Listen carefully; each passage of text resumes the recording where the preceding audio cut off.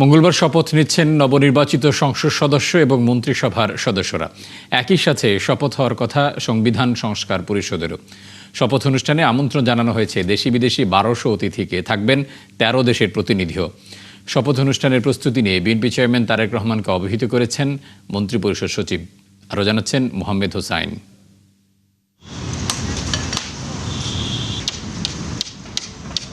প্রচলিত রীতি ভেঙে এবার জাতীয় সংসদের দক্ষিণ প্লাজার সামনে খোলা আকাশের নিচে শপথ নেবেন নবনির্বাচিত সংসদ সদস্য ও মন্ত্রিসভার সদস্যরা।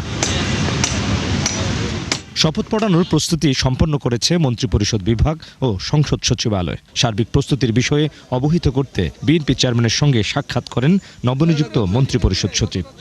আমাদের ভাবি প্রধানমন্ত্রী এবং তার যে মন্ত্রিসভা, সংসদ সদস্য, নতুন সদস্যবৃন্দ যারা শপথ গ্রহণ করবেন, এটার জন্য আমরা সরকারের থেকে কি ব্যবস্থাপনা নেওয়া হয়েছে সেগুলো ভাবি প্রধানমন্ত্রী এবং তার টিমকে জানানোর জন্য, যাতে ওনারা তাদের প্রস্তুতি নিতে পারেন এবং ওনাদের কোনো পছন্দ অপছন্দ থাকলে আমাদেরকে জানাতে পারেন, যেটা অনুযায়ী সরকার তার কাজ সুষ্ঠুভাবে কালকের কাজটা সম্পাদন করতে পারে। এদিকে দুপুরে জাতীয় সংসদের দক্ষিণ প্লাজা পরিদর্শনে আসে বিএনপির প্রতিনিধি দল। এমপিরা শপথ নেবেন সকাল 10টায়। এর পরপরই তাদের শপথ নেওয়ার কথা সংবিধান সংস্কার পরিষদের সদস্য হিসেবে। 11:30টার দিকে সংসদ ভবনের সরকারি দলের সভাকক্ষে সংসদীয় দলের বৈঠক করবে বিএনপি। এখানে সংসদ নেতা নির্বাচিত হবেন।